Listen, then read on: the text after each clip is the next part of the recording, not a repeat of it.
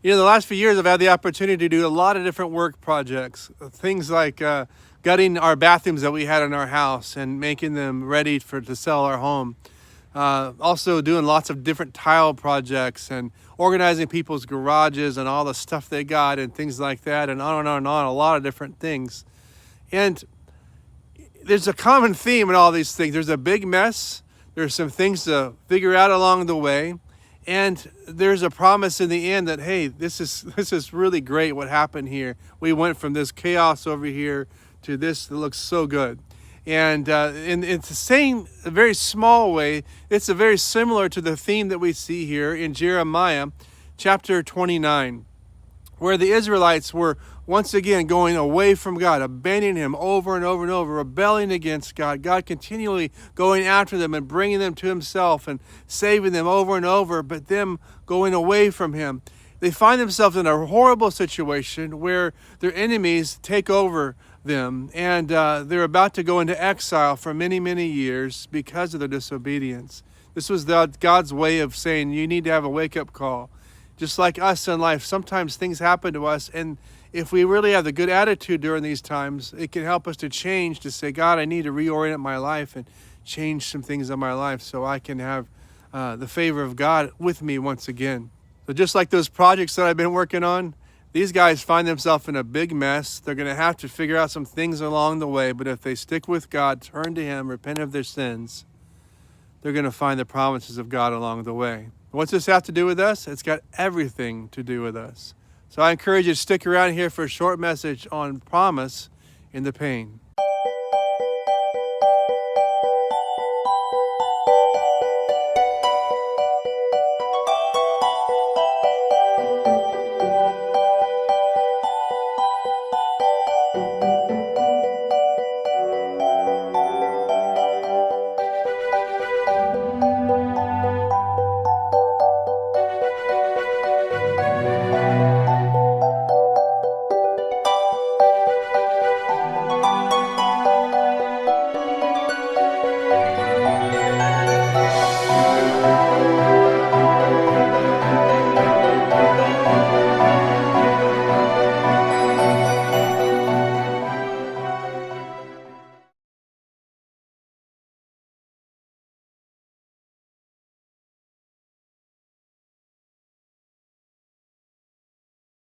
Hey, thanks again for sticking with me today. Hey, we're on episode number 52 of our journey through the scriptures, parked right here in the book of Jeremiah today, looking at this idea of hope in the midst of our pain and the promises of God in the midst of our pain.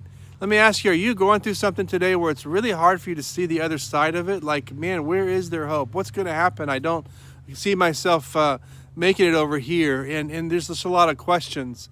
I think there's a lot of people in those places today. And this passage here today we're going to look at is something that's really can be a great encouragement to us all regarding these things. As I said before, the Israelites had this pattern of going against God. And, God has such a heart for them, has just like he's got a heart for us. But when we come against God, just like they did, we're going to be in the same boat where we're not going to see the promises and the goodness of God around our life. So we've got to make some adjustments, figure these things out along the way so we can see those promises.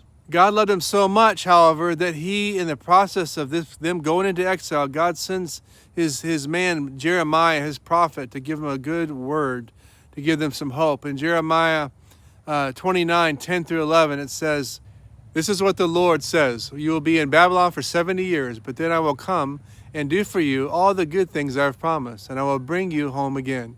For I know the plans I have for you, says the Lord. They are plans for good and not for disaster, to give you a future and a hope."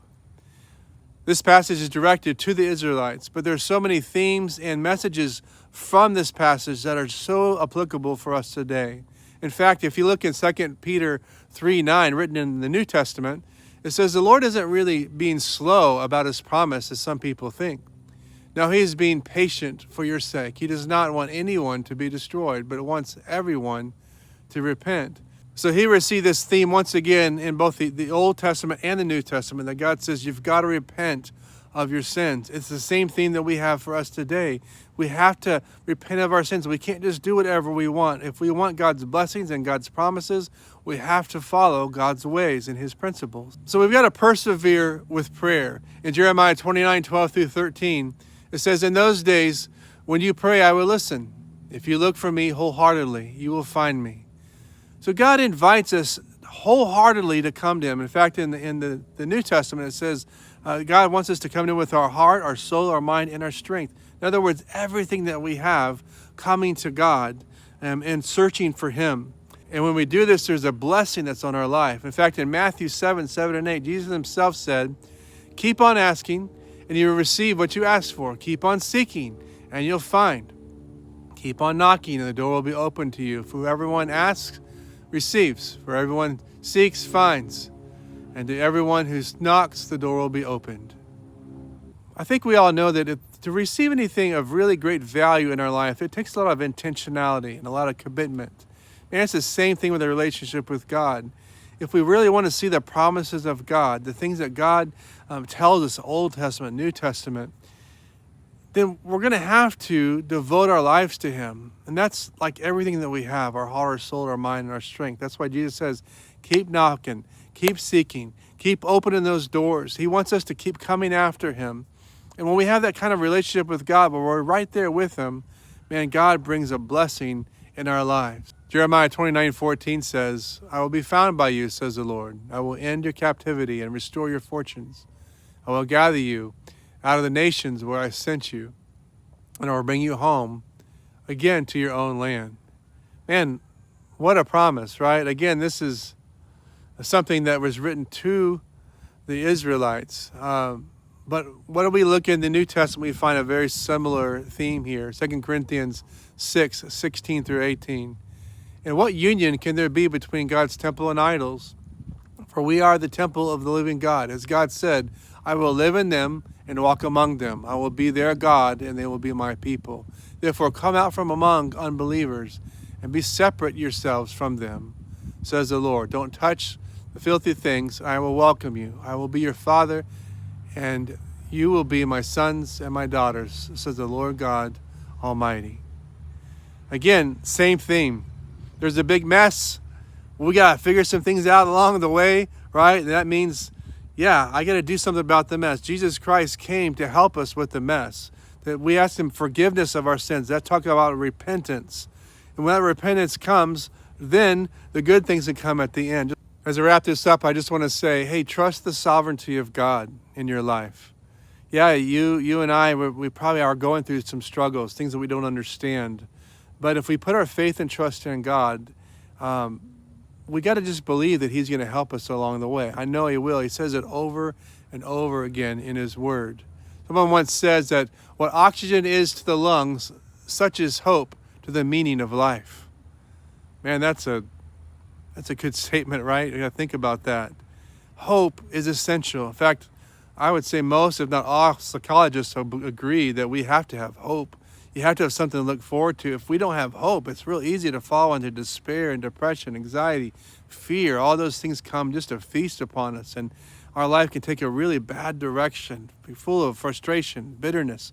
All those things come when we don't have hope. So our hope can't just be in ourselves. I mean, we didn't bring ourselves into this world. We have no control of so many things. We do have control of one thing, though, and that is what we do about our faith. And I choose to have a faith in a God that built these trees out here. He made all these things, right?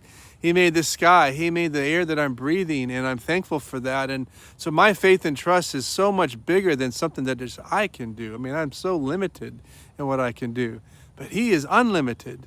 So I put my faith and trust in him. And the best advice I can give you is advice that I got from my grandmother, and I've shared this many times in our messages, and that's where she used to always tell me when I leave, she'd say, "Tommy, put your little hand in God's big hand." And it is just that simple. When we're going through hard times, we got to say, God, I just trust you. I need you. And if you made a big mess, like the Israelites, if you're the one that caused the big mess, man, the first thing to do is repent of your sins and say, God, I made a mess. I need some help. And the second thing might be to go and reconcile with people if they're involved in that mess as well.